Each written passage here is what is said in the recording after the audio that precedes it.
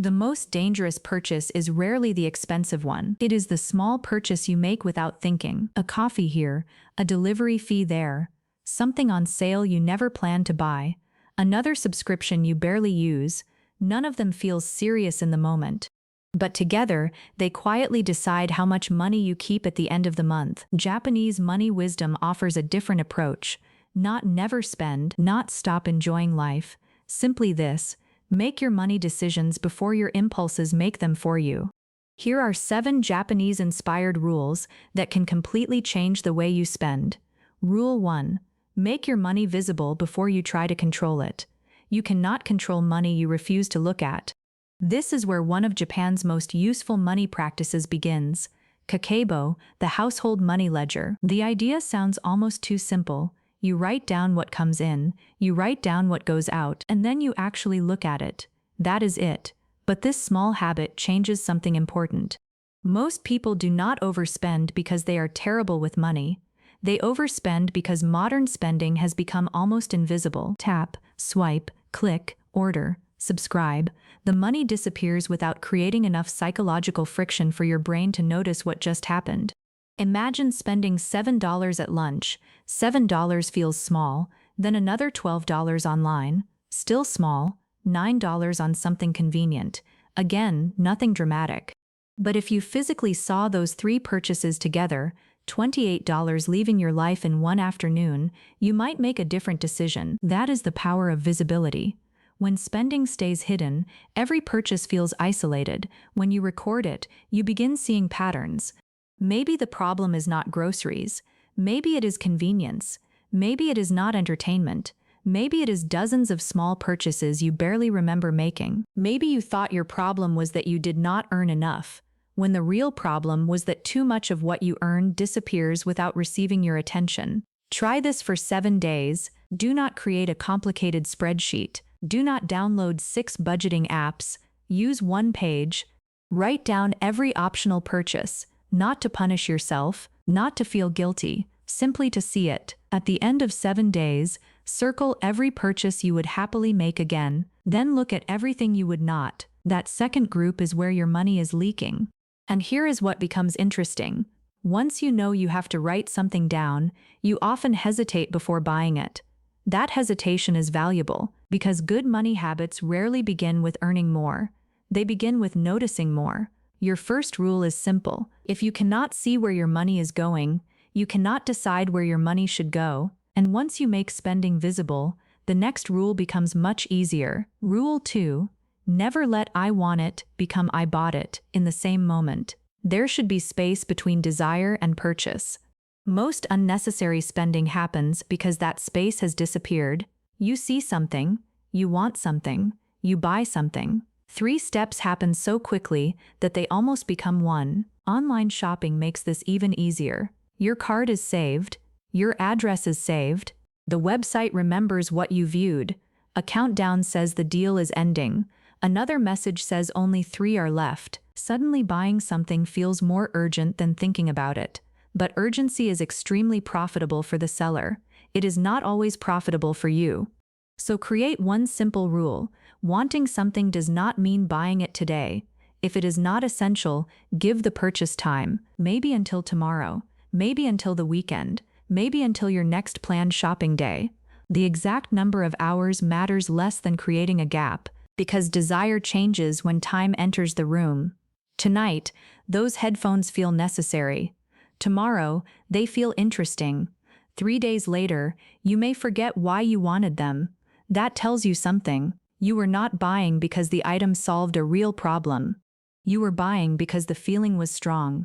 And feelings are expensive when they have immediate access to your bank account. Here is a useful question before an unplanned purchase. Would I still want this if I could not buy it until next week? If the answer is yes, fine. Think about it properly. But if waiting destroys the desire, you just discovered that the desire was temporary.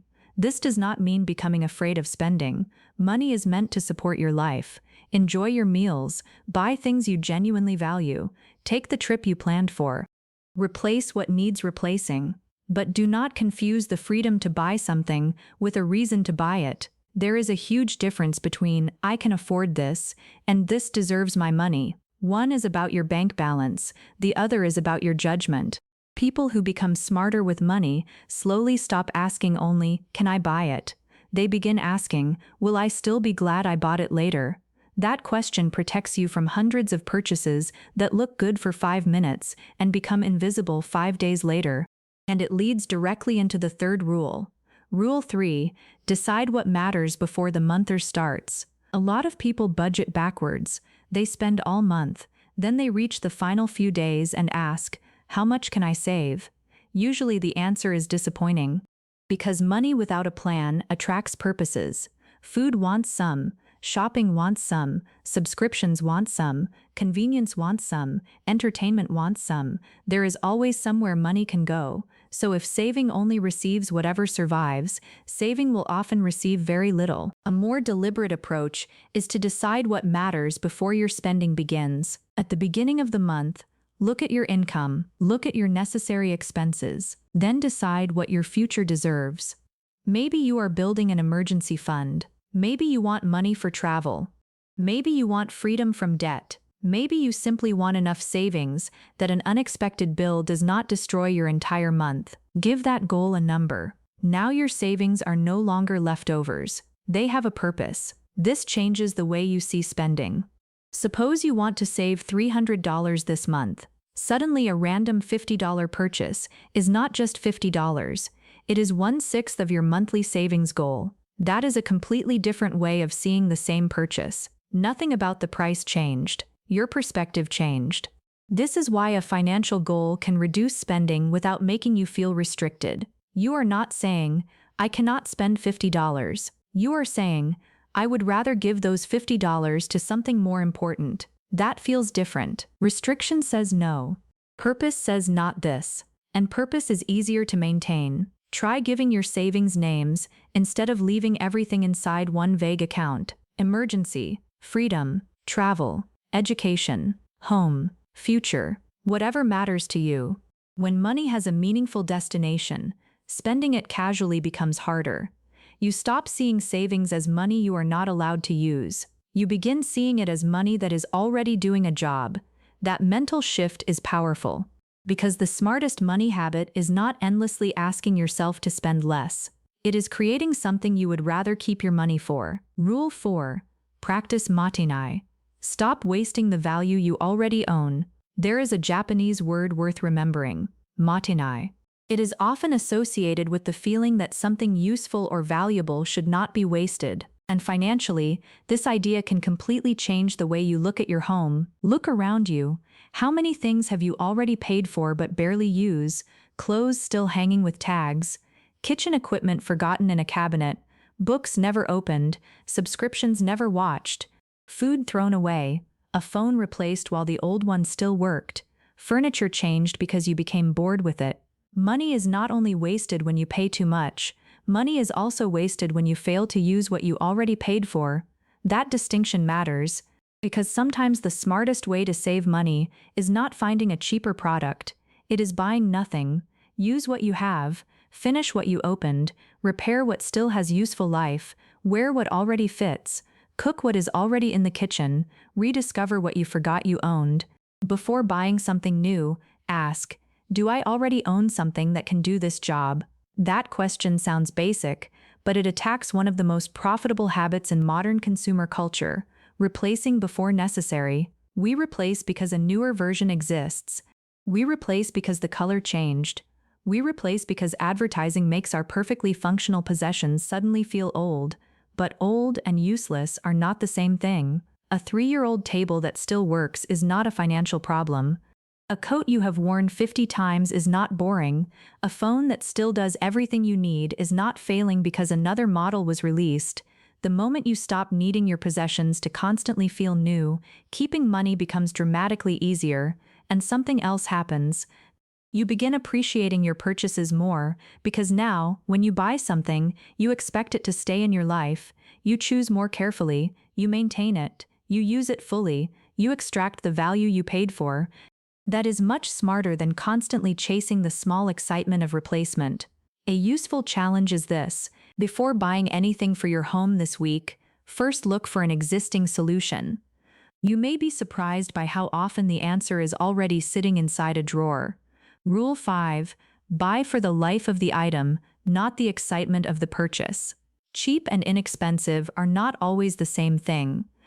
And expensive and wasteful are not always the same thing either. The better question is, how much value will this give me over time? Imagine two pairs of shoes. One costs $40 and becomes uncomfortable after a few months. The other costs $90, fits properly, and you wear it for years. The second pair costs more at the register, but it may cost less over its useful life. This is where smart spending becomes different from simply spending less. The goal is not to choose the cheapest option every time. The goal is to avoid paying repeatedly for bad decisions. Think in terms of use. If you buy a jacket for $200 and wear it 200 times, that is $1 per wear. If you buy a trendy $60 jacket and wear it twice, that is $30 per wear. Which one was expensive? The price tag does not tell the whole story. Frequency matters, durability matters, maintenance matters, usefulness matters. This mindset also protects you from sales. A 50% discount on something you do not need is not saving 50%. You still spent money. A sale becomes useful only when it lowers the price of something you already intended to buy. Otherwise, the discount may simply be the reason you purchased something unnecessary. So before buying, ask 3 questions. How often will I use it? What problem will it solve? Would I buy it if there were no sale sign beside it? That final question is especially revealing. Remove the red tag, remove the countdown, remove the word deal. Do you still want it? If yes, keep thinking. If no, then perhaps you were not interested in the product. You were interested in winning the discount. Rule 6. Give yourself money to enjoy, but give it a border. Extreme budgeting often fails for one simple reason. People create a plan they hate living inside. No restaurants, no coffee, no hobbies, no fun, no unnecessary spending. Everything enjoyable becomes a financial crime. This may work for 10 days, then frustration arrives, and when people break an extreme budget, they often do not break it gently. They rebound, they spend more than they would have spent if enjoyment had been included from the beginning. A smarter system gives pleasure a place. You can have money for eating out, money for entertainment, money for hobbies, money for things that simply make life enjoyable. But there is a boundary. That boundary protects both sides of your life. You can enjoy money without guilt because you planned for it. And you can stop when the amount is gone because you already made the decision in advance. This is psychologically much easier than deciding from scratch every single time. Imagine setting aside $100 for optional enjoyment this week or month. When you spend 30, you know 70 remains. Now every choice has context. Do I want dinner out tonight? Or would I rather use that money for something this weekend? That is not deprivation, that is prioritization. And this is where many people discover something surprising. When your fun money has a limit, you often enjoy it more. Why? Because you become selective. You stop saying yes to every mediocre purchase. You save your money for the things you genuinely care about. Maybe you stop ordering lunch 3 times a week because you would rather have one excellent dinner. Maybe you stop buying random decorations because you would rather save for a trip. Maybe you cancel 4 subscriptions and keep the one you actually love. Spending less does not have to make your life smaller. Sometimes it removes low-quality spending, so you have more money for high-quality experiences. That is the difference between being cheap and being intentional. Cheap asks, how can I avoid spending? Intentional asks, what is worth spending on? That second question creates a much better life. Rule 7. Review your money without judging yourself. This may be the most important rule. At the end of the month, do not simply check whether your account balance is good or bad. Review what happened. A core strength of the Kakeibo approach is reflection. Not just recording numbers, but looking back at your decisions. Ask yourself, what did I spend? What was actually worth it? Where did I waste money? And what will I do differently next month? These questions turn one month into a lesson for the next. Most people repeat financial mistakes because they never examine them. They overspend, feel bad, promise to be better, then repeat the same behavior. But be better is not a strategy. Specific changes are. Maybe you discover that you overspend when you are tired, so next month you prepare easy meals instead of ordering delivery. Maybe shopping becomes your entertainment when you are bored, so you stop browsing stores without a purpose. Maybe every Friday you spend more because you feel you deserve a reward after a difficult week, so you create a cheaper ritual you enjoy just as much. Maybe subscriptions are draining money, so you cancel the ones you forgot existed. Maybe groceries are not the problem at all. Maybe food waste is. Now you know what to fix. That is the point of reflection, not guilt, information. Your spending is constantly telling you something about your habits. You just need to listen. And there is another powerful question you can ask at the end of every month. Which purchases made my life noticeably better? Keep those. Which purchases disappeared from my memory almost immediately? Reduce those. That single exercise teaches you your personal definition of value. Because good money management is not about copying somebody else's budget. One person values travel, another values books, another values good food, another wants a peaceful home, another wants financial independence. Your money should reflect your priorities. The problem begins when your spending reflects your impulses instead. So each month, make one adjustment, not 20. 1. Reduce one wasteful habit, cancel one unused expense, increase one savings amount, change one shopping trigger, improve one decision, then repeat. You do not need a dramatic financial transformation overnight. You need a system that makes next month slightly smarter than this month. Do that 12 times, and you may barely recognize the way you handle money a year from now. The real secret to spending smarter is not becoming someone who hates spending money. It is becoming someone who notices before spending it. See where your money goes. Create space before impulse purchases. Give your future money a purpose. Use what you already own. Buy for long-term value. Enjoy spending within a boundary, and learn from every month, instead of repeating it. You do not need to become perfect with money. You just need to stop letting money leave your life without making a conscious decision. Because every dollar you do not waste becomes something else. Savings, security, freedom, a future opportunity, a calmer month, a better life. So the next time you are about to tap buy now, stop for just a moment and ask yourself, do I truly want this, or did I simply forget to think before I spend?